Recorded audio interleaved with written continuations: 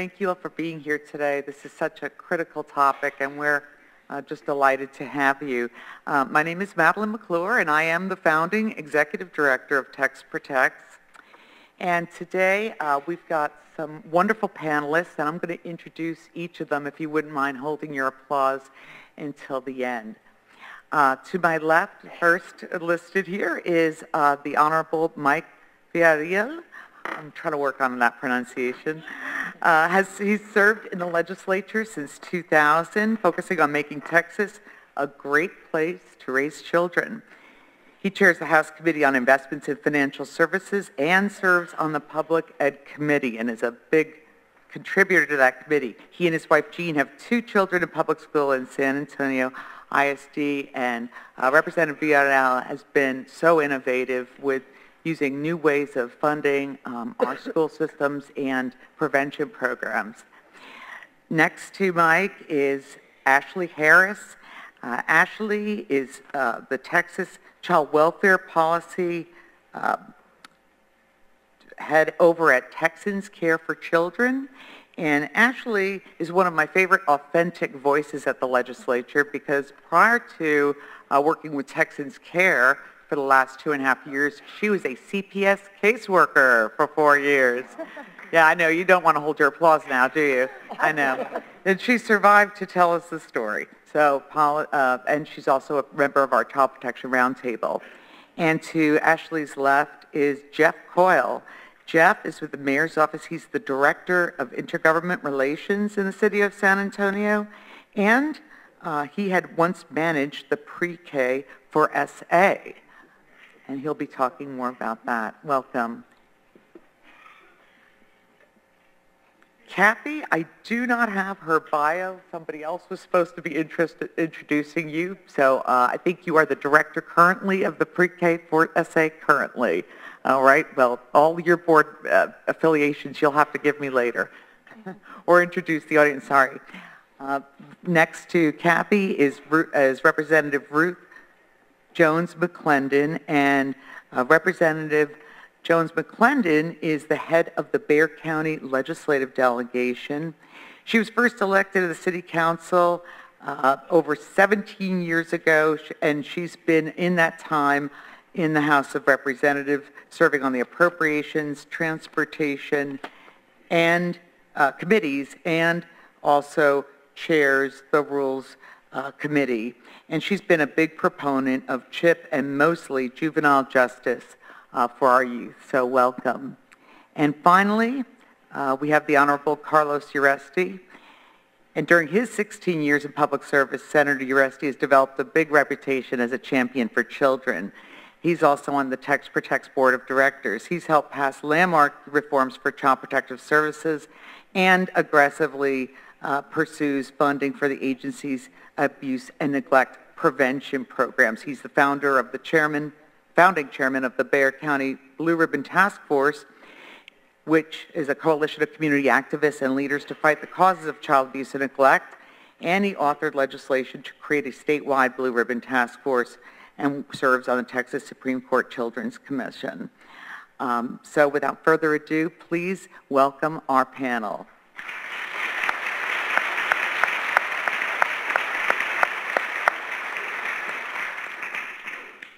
So what we'd like to do for the format is I'll just ask one question of each of our panelists, allow them to answer those, and then we're going to go around for round 2 of questions, get an answer from each, and if we have time for a third, we will, and then open it up for a Q&A. So the first question, I guess we'll also work from right to left, is for Representative Villarreal. They're all honorable, by the way. If I said some are representatives and some are honorable, I'm sorry. I was getting these bios last minute. But Representative Villarreal, what we'd like to know is what is your #1 legislative accomplishment from this last legislative session benefiting Texas children, or your top 1, 2, 3? Thanks for giving me that out of 1, 2, 3. It's hard to boil it down to one, but I'll answer the question on what I believe is the most important thing that I was a part of passing. And it's important to know whenever you hear legislators, we often say, well, I did this. But the truth is, there's 181 of us, and it really is a collaborative process. It sometimes is a conflict-ridden process. But ultimately, there's always a lot of fathers and mothers when it comes to success, and a lot of orphan bills when the legislation doesn't go so well.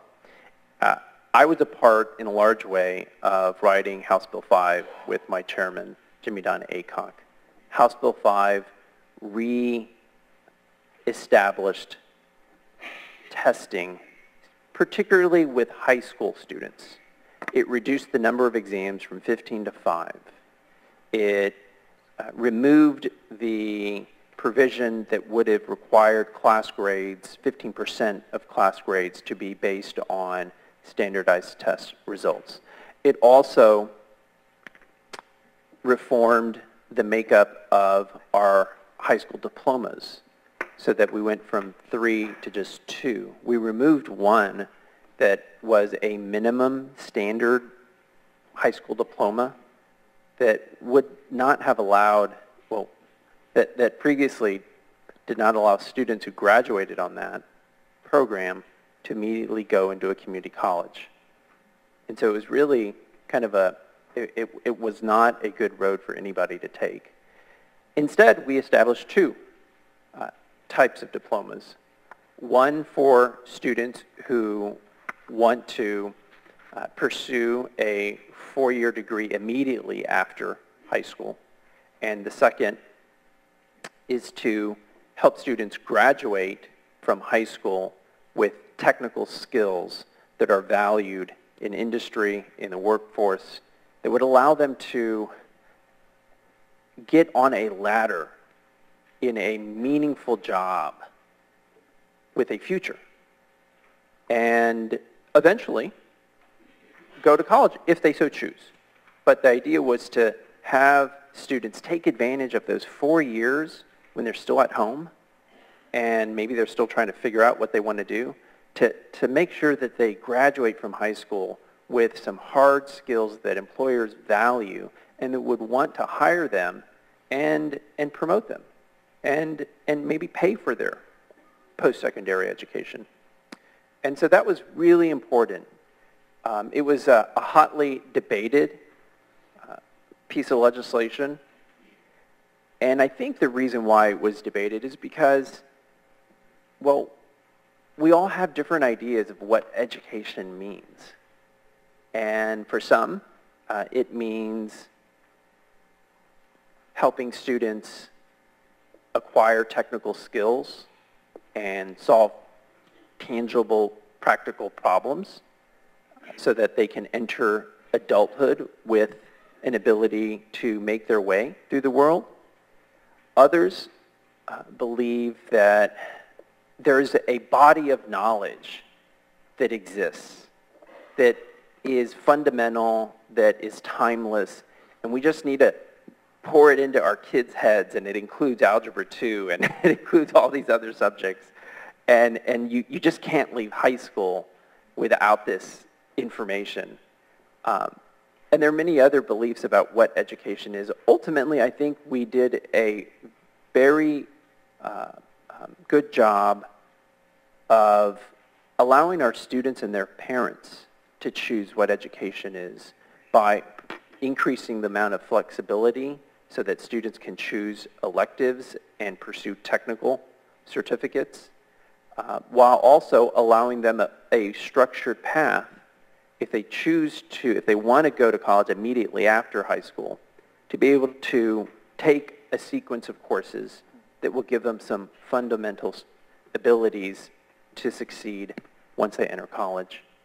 That is really a very important piece of legislation that passed, and it sets the groundwork for more legislation to come for the lower grades, in particular reducing the emphasis of testing, allowing teachers to have more control of their instruction time.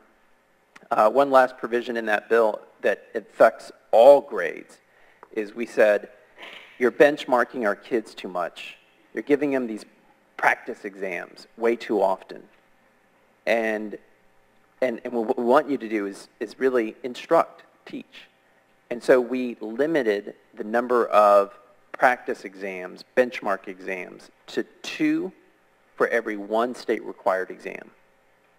We discovered in a survey that 22% on average of the instruction calendar was made up of test prep days. Well, that's a fascinating bill, and we're going to have to hold off on your next 2 for later. I'm going to stop. I'm not going to go to 2 and 3. But that was a wonderful explanation, and thank you for that. Next, Ashley, what is we're limiting the first response to 3 to 4 minutes. Your top issue that you advocated for this last session. Thank you. I'm just so honored to be sharing the stage with some of our greatest champions for kids. So thank you so much for all of the work that you guys do. And as it relates to education, I focus on child protection. And actually, 2 of our priority bills aimed at improving education outcomes for foster youth passed.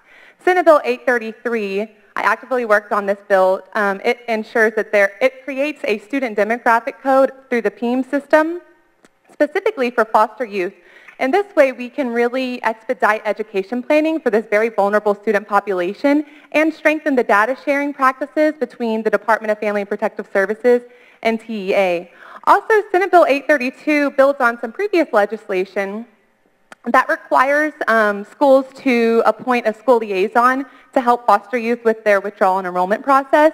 So this bill now requires school districts to actually provide the name of that person who's appointed to do that to the Texas Education Agency. That way, those working with these kids can actually know who those people are and hopefully have a stronger contact in the school system when working with children in foster care. It also requires TEA to provide training to these school liaisons because unfortunately, when this legislation was first passed back in 2011, creating this position, there really was no education around staff being prepared to work with this specific student population. So I was really excited to see those 2 priority bills pass, but also along with that, there were many other great bills aimed at improving education outcomes for foster youth. So hopefully these bills will really are meaningful steps in building foster youth's ability to be successful outside of the child welfare system. So that was great. I also quickly want to talk about House Bill 843. As a former CPS caseworker, specifically foster youth who are aging out of care is really my population that I'm very passionate about because I worked with those youth during my time at CPS. And so House Bill 843 requires that they receive notice of their court hearings. Unfortunately, for many years, all of those legal parties working with children were required to receive timely notification of their court hearings, but youth weren't, even though that's what the case is actually about, the child. And for many years in statute, these children were required to attend court, but so often I've spoken with youth and they would have no idea when their court hearings were.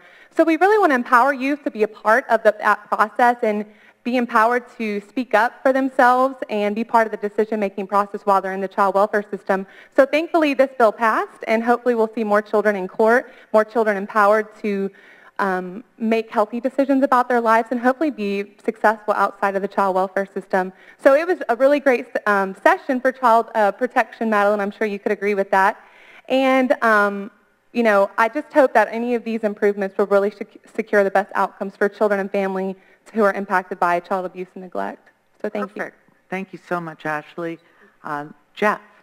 Well, from the city's perspective, we have a very, very broad legislative agenda. We're dealing with tax policy, environmental policy, economic development, public health, public safety, all across the board.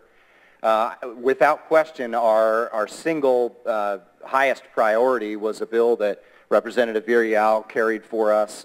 Frankly, every member of our San Antonio delegation had a hand in getting it passed, and that was the bill to facilitate the redevelopment of Hemisphere Park. And it's not a bill that relates to, to children on the surface, yet in practice it very much does, because the bill at its core was all about creating a better, higher quality and bigger park in the heart of our downtown and giving our city council the authority to execute. And now that that legislation has passed, that process is beginning. And the very first phase of the development is the creation of what we're calling a play escape. an area right next to the Magic Children's Theater in Hemisphere Park that is, as the designers call it, it's intended for pre-K to gray, meaning it's for children, but it's much more than just a playground. It's for all the way up to your senior citizens. It'll have sandboxes and things for children. It'll have bocce. It'll have ping pong. It'll have chess tables. And it really is going to be a phenomenal development in the heart of downtown, focused on education. It'll have archaeology, tie-ins, history, geology. And that's the first phase. The groundbreaking is construction set to begin in 2014, with the construction complete in 2015. And the whole idea being to create this open space in the heart of our downtown where families are welcome, children are welcome. Later phases include an expansion of the Children's Theater downtown. And so in general, it's a very family-focused piece of legislation. We couldn't have done it without the representative and our whole delegation. It would fall in the category of the conflict piece more than an easy bill. It was very, very difficult. But it got done thanks to our champions here, and we're all very proud of it at the city.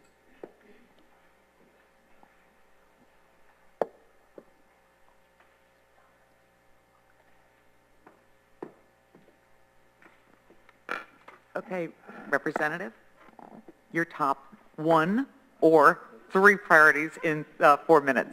No, I'll do one. Okay. I'm so honored to be here. You've had these sessions for many, many years, and it's something that I look forward to, and many times I cannot make it, but I always send staff to come and then bring me back what happened at these wonderful sessions. I can tell you that this advocacy group, Voices of Children, is very strong and very well respected in the state capitol. And when we have issues regarding children, we look for the women, Voices for Children advocates who are always there and putting bugs in our ears to let us know which ones and which bills, which particular bills that they are concerned about. I just want to talk to you about one. I have several, but I want to talk to you just about one because our Bath County delegation has been tremendous, and you already know that. But this delegation is certainly in favor of advocating very strongly on behalf of the children in this state. And, I mean, you have to knock us down because if you get in front of us when you're trying to do something for the children, you know, we don't play. we rise up. So Mike has been wonderful, and Senator Carlos Uresti, who was trained in the House before he went to the Senate, and we trained him very well because he is in the Senate, and he is really the champion of children's issues in the Texas Senate. So we are very pleased to have the opportunity to work with you all. I am on the Appropriations Committee, and for those of you who may not know, the Appropriations Committee is a committee that funds the budget for the entire state of Texas. And in this budget for this session, the Victims Assistance Grants, which was one of the riders, Rider 12, in the Attorney General's budget. And that was a move afoot to take money out of this program and put it God knows where. And, and it would have jeopardized the Texas court appointed special advocate, which is CASA. And you all know the work that CASA does for the children and for the state. And I was glad to be in a position to insist upon restoring the funding to the Victims Assistance Program and to those grants. The final budget now includes an appropriation of $98 million for victims assistance grants out of the the Attorney General's budget, including $21 million for Texas CASA. So I'm just pleased that we were able to do that. I'm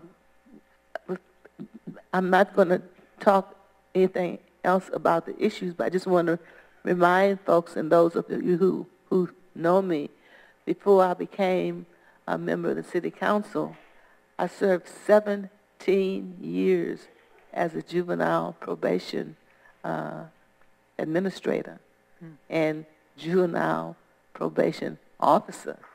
And so I have a keen interest in what happens with our children, because dysfunctional families are critical to the way that this country is going to be able to move forward.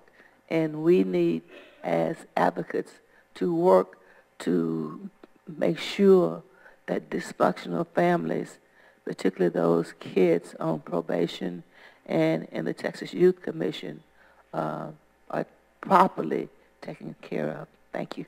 Thank you.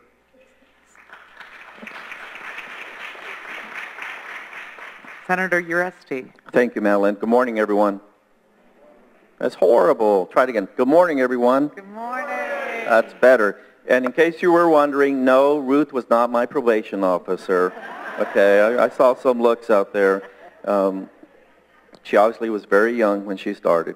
And I do want to say a little bit about Kathy Bruck. Kathy was the principal at Schultz Elementary for my two kids a few years ago. And she still follows me around, tries to give me orders. She still thinks she's the principal, but Kathy does a wonderful job, she did a wonderful job for Schultz, Harlandale Independent School District, and now for the city of San Antonio. Just briefly, I want to make a few comments. As I look around, I see a lot of familiar faces, a lot of friendly faces, and a lot of new faces. And our efforts in the legislative session couldn't be done without many of you and many of your organizations. It simply would not be able to get accomplished. I think we had a pretty good session this last legislative session.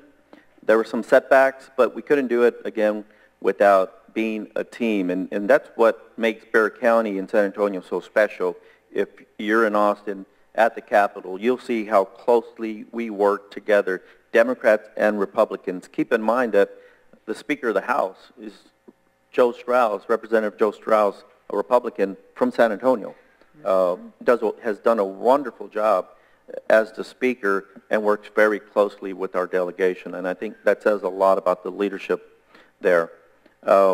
Just a few comments that I'd like to make. First of all, I'd be remiss if we didn't thank Voices for Children, Dr. Kathy Fletcher and her staff for putting this together. How about a round of applause for great work? Kathy, thank you, Kathy.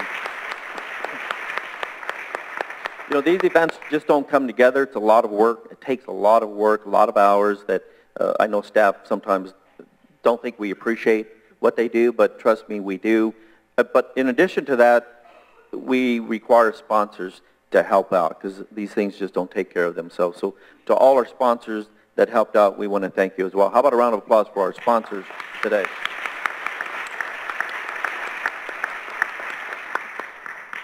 You know, when we say Voices for Children, I hope you think about those words, Voices for Children. Every one of the folks in this room is a voice for our children. Think about that for a moment. Do 2-year-olds have a voice? Do they speak? Do they articulate? No. Last night on the news, I heard about a 3-week-old baby that had been abused. And it just boggles your mind. And that 3-week-old baby doesn't have a voice, but you're the voice for those children. And that's what this group is all about. Being voices for those 3-week-old babies, those 3-year-old babies, and for those 13-year-old babies. Yes, 13-year-olds talk a lot. I have a 13-year-old stepson, and boy, he talks a lot. But do 13-year-olds that are abused and neglected and molested, do they talk about that issue? It's very difficult.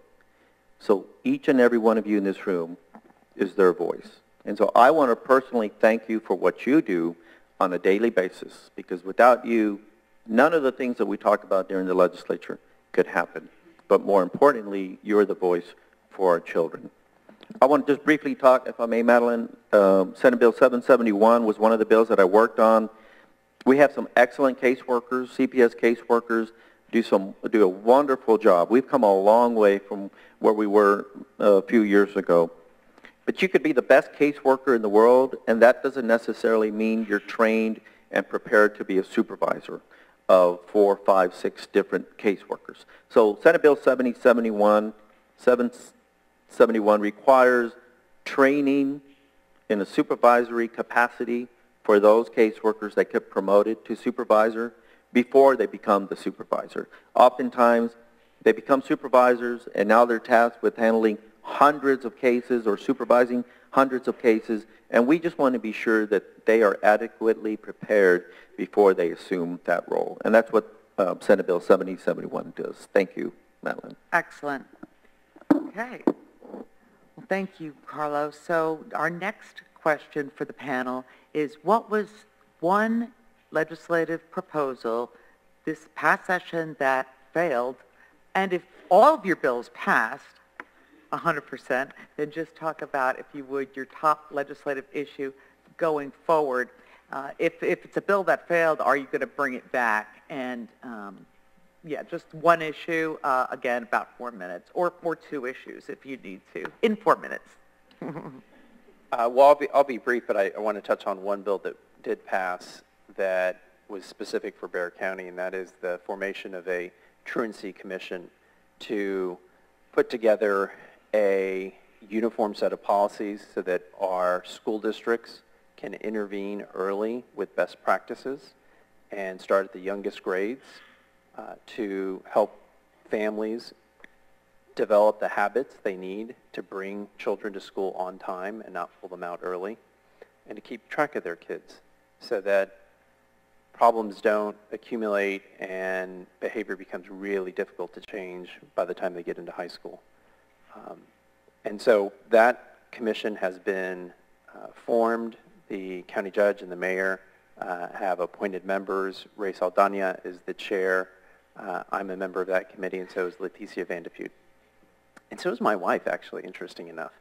Oh. So we're going to work very hard to bring the best practices and a county-wide approach, because kids are really easily falling through the cracks with 15 different school districts, known number of charter schools and homeschoolers, and of course 6 different courts that different school districts could go to shop their cases. So that is taking place. One bill that did not pass, and I think this panel will probably agree, the bill that could have made the biggest difference in our children's lives is Medicaid expansion.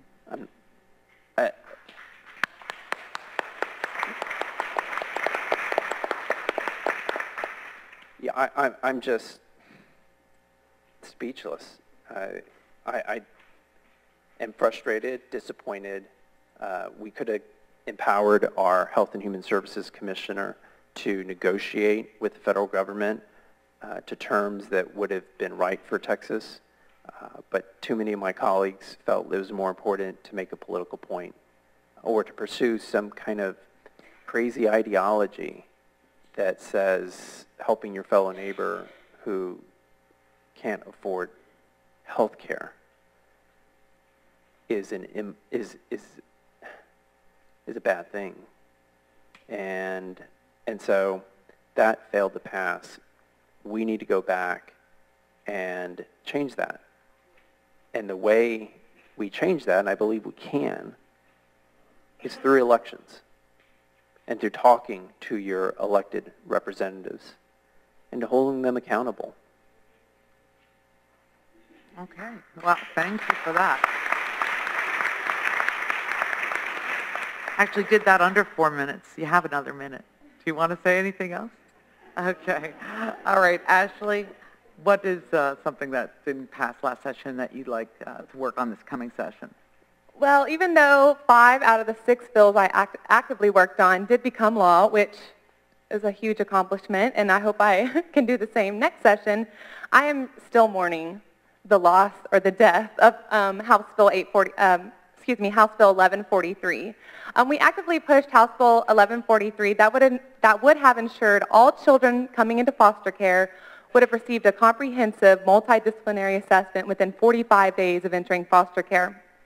Also, this bill would have required clinicians who are doing these behavioral assessments to gather information from those who actually know the child, not just the person bringing that child in for that assessment, like the staff person or the new foster parent. It also would have required the Department of Family and Protective Services to create some parameters around what the actual assessment report is, what is included in that report. So often I know as a former caseworker and speaking with providers, those psychological evaluations and other assessment reports are not helpful in being able to determine what are the most appropriate services and what placement would help this child thrive. And I think if the state is willing to put up money for these costly assessments, they should actually be helpful to those who are working with that child directly. Although the bill passed unanimously in the House, which is quite difficult to do, given all of the members and personalities that are in that chamber, but failed to make a committee hearing on the Senate side. Madeline, thank you so much for doing all you could to get another hearing, but it just ran out of time. I think the reasons why I'm still just so devastated is knowing that that bill could have impacted over 16,000 children who are coming into the foster care system every year. And to know that that one bill would have impacted the lives of so many children and would have improved our system overall is just devastating. So I'm working during the interim to see if the department can implement those recommendations without further legislative action. But I can assure you that I will be knocking on the Capitol door before session and making sure that this is filed again if those are not secured internally with the FPS. Okay, thank you, Ashley.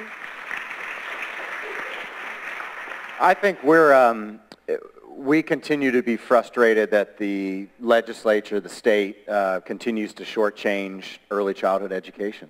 Simple enough.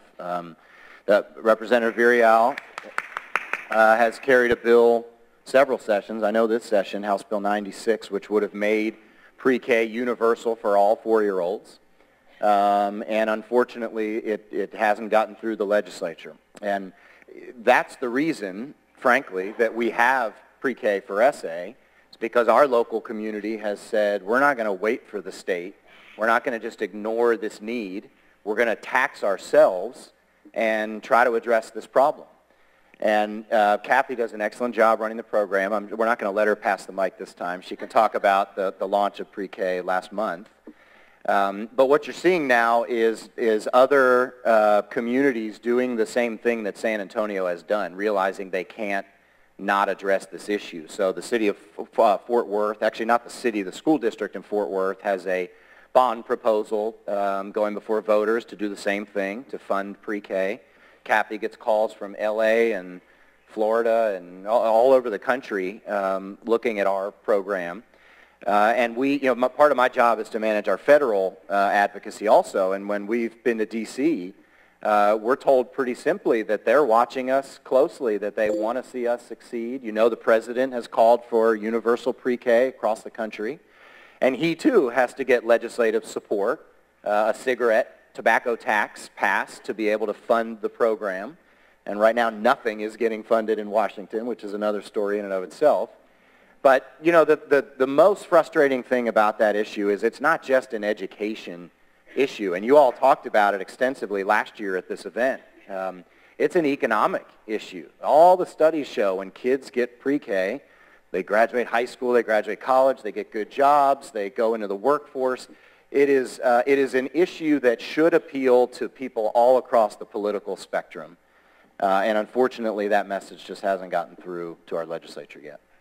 So, and now it's my pleasure to introduce, finally, Kathy Brock. She is the first CEO of Pre-K for SA and responsible for the development and organization of this new program, and she has a lengthy experience in early childhood education, as Carlos just mentioned, and she's going to provide an update, a little separate from what everybody else is doing. I know you were going to come before us, Kathy. There's just a little change of plan. I'd like for you now to provide an update on the progress in implementing Pre-K for SA, and I will give you 5 minutes. Thank you. Thanks. This is a wonderful group to be able to speak to. I know that everyone in this room, life and heart is dedicated to improving the quality of life for early childhood and also to improve the future for all of our children in San Antonio.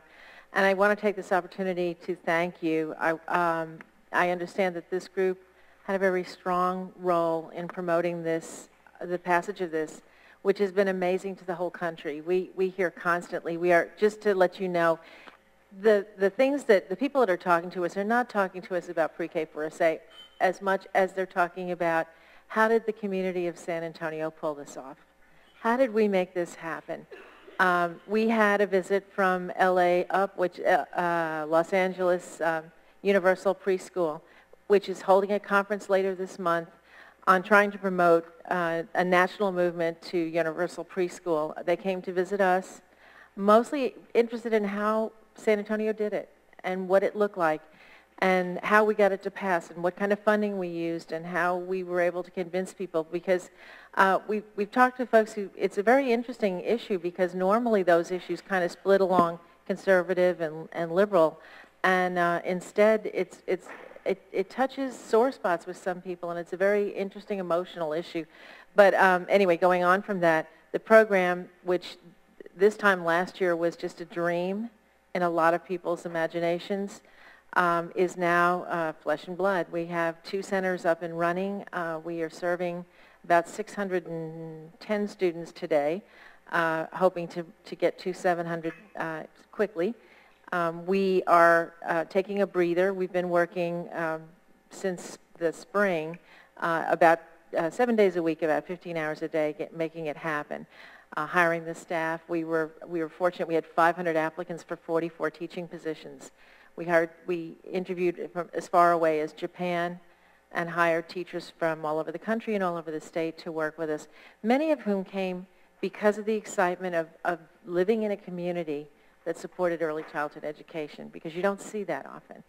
And it's a very exciting project, a lot of hard work. We're taking a quick breather as we get up and running, and because we're about to start on building 2 more centers, which since we were able to build these 2 in 10 months, we're going to try to do the next 2 in 10 months also. So we hope to be able to start next school year with 4 centers, each serving. We will be serving 400 in each of the 2 existing centers next year, and then 350 in the 2 brand new centers, and then moving up within the next 3 years to 500 at each centers.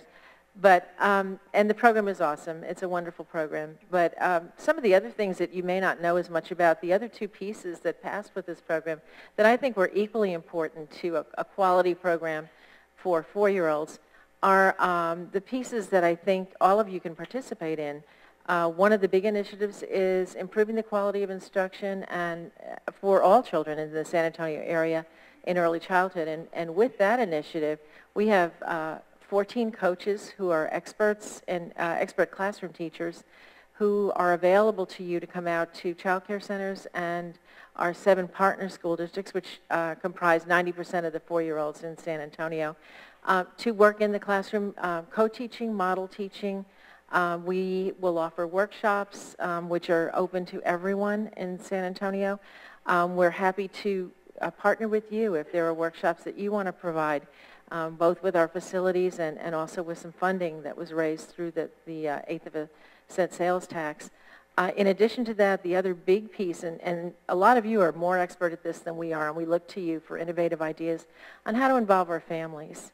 We know that 1 year in a life of a child is important, but that we will not get the long-term gain that we want to get if we don't convince our parents that they are the first teachers of their child and convince them that they are absolutely critical to ensuring that their children have quality education. A lot of our parents have been beaten down through the system and just have given up. And we need to convince them that they need to speak out and they need to speak positively for quality education for the rest of their lives with their children. They need to work with their public schools to ensure that their children get the quality of education that they're receiving this year with us. And we're hoping that you'll speak up and talk to us if you have ideas or strategies that we may need to try to empower our parents so that when they return to the public schools next year, that they come with energy and they come with belief in their children and belief in their own ability to educate their child and to advocate for quality education for their children. So I thank you again on behalf of all of the children and all of the staff and for all the citizens of San Antonio, whether they understand how important what you're doing is, that you're doing it for them. And we really appreciate you. Thank you.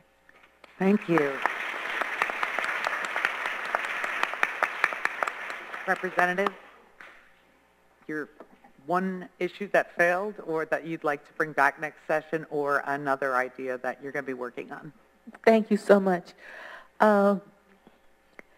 You know, when your children are grown and out of the house and married, you're kind of removed from what happens with the pre-Ks and kids who are in middle school and high school. But I have been fortunate to have a granddaughter who is little over 2 years old. And she is a beautiful child, full of terror. And, and her mother is here, Vanessa, which is my daughter-in-law. And we have talked about the pre-K for Malia. And I can tell you how, you know, if you haven't been close to it, it's striking because it's something that is so critical to the development of our children.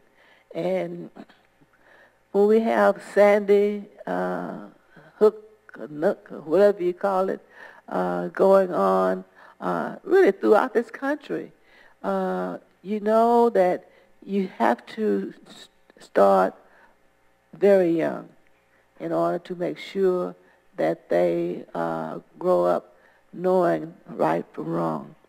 I had my narrative. My involvement in the legislature is with something that you would not think was for children. And every time someone sees me, they ask me what's going on with House Bill 166 as a result of its defeat in the Texas Senate. 166 is a bill that I propose to create a commission to investigate the exonerations. Exoneration is when a person has been sent to prison and has been there for years and years and years, and they're guilty. They're not guilty. They're innocent. They're sent there, but they're there because of crimes that they did not commit. You say, how does that affect children? It affects children because most of these are men. And for the women, you know what that means when a mother is in prison for a crime that she has not committed. Well, if we can get a commission to do this and to look at those instances where our Texans have been placed in prison for 10, 20, 30 years, sitting there for crimes they did not commit. And their children who need both parents. They need a mother and a father to make sure that they grow up with the kind of sense of right and wrong that they need to have. That's how I think the Exoneration Commission affects the children of this state and how it can help us from putting people, and Texas is the number one state that does this, by the way, putting people in prisons for crimes they did not commit, and fathers who sit in prison and are not able to participate in the raising of his children. Mm-hmm. Thank you very much, Representative. Senator? Thank you, Madeline.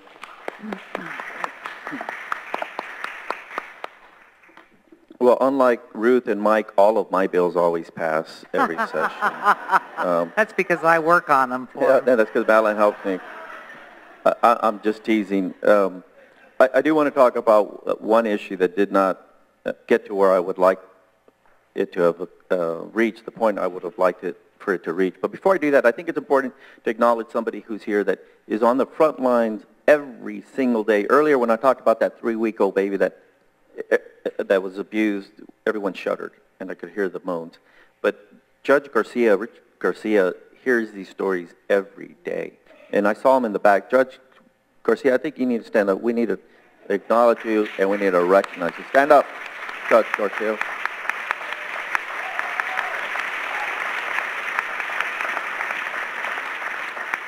And I don't know if Judge Montemayor is here, but he's right next door to Judge Garcia, and I don't know how they do it, but I don't know how they sleep at night, knowing what they know and what they hear every day. So, Judge, good to see you here, and thank you again for what you do. I want to follow briefly on what Mike and Jeff mentioned earlier about accountability and the legislature, because I think it's very important. And I'm going to take a little poll, and it's not to embarrass anybody, but I think it's critical. Raise your hand if you know who your state representative is. Whoa. Okay, so that's about 35% of y'all. Raise your hand if you know who your state senator is.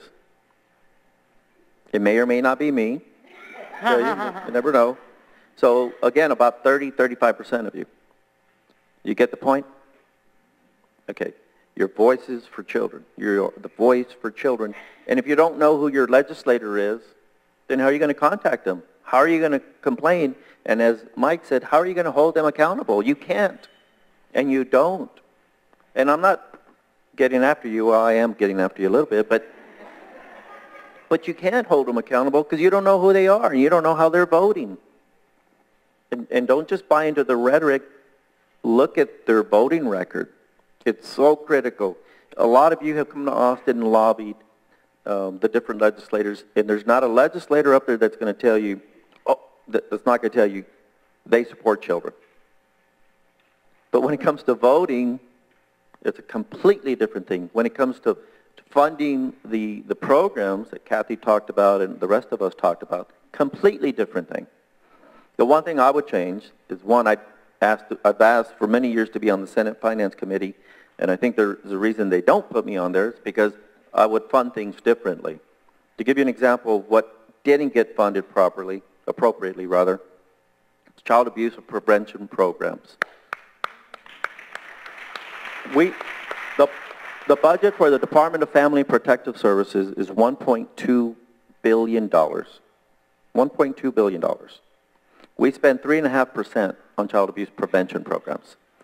So that means that the other 96.5% comes in after the call has been made that a child is suspected of being abused or neglected. That's why we're never going to make a difference unless we redo that, unless we put more money into prevention programs. Then you'll start to see a difference. Not that the work we're not doing isn't helpful. Of course it is. But it's after the fact most of the time, instead of being preventative, instead of being proactive or being reactive. And until the legislature is held accountable, you will never see a difference. So I implore all of you to find out who your legislators are and hold them accountable. Thank you.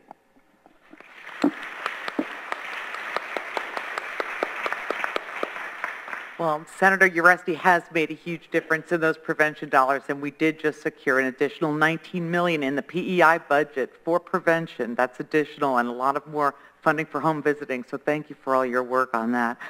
Now I'd like to open the floor up for Q&A. We only have a few minutes. We're supposed to end now, but I don't want to take away your opportunity to ask a question.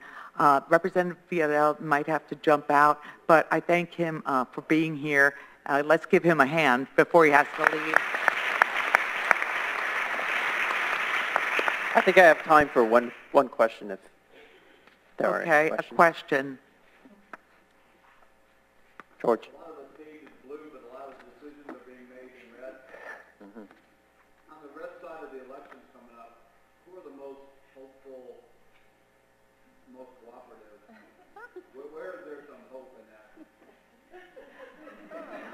Who are you voting for, Mike? I don't think you want to ask think the about that. representative. Hold on. Okay, I'm searching. Sorry, George. No, honestly, probably the one member, and he's from Bexar County, and he's a part of our community. I think he shares our aspirations, is our speaker, Joe Strauss. We're very fortunate to have Joe leading the House of Representatives. He's brought sanity. He has, to the best of his ability, pushed the crazy, divisive issues off the House floor calendar and had his focus on things like House Bill 5, testing reform, the water bill that passed. And so I would give a lot of credit to Joe. He's not running for statewide office, he's running for re-election. But keeping him in that speaker seat is really crucial for the future of our work. I'm going to have to excuse myself. Thank you so much for including me in this day. Thank you, Representative. How about another question? Do we have another question? Anybody? Of all the panelists. Oh, go right ahead. Here comes the microphone.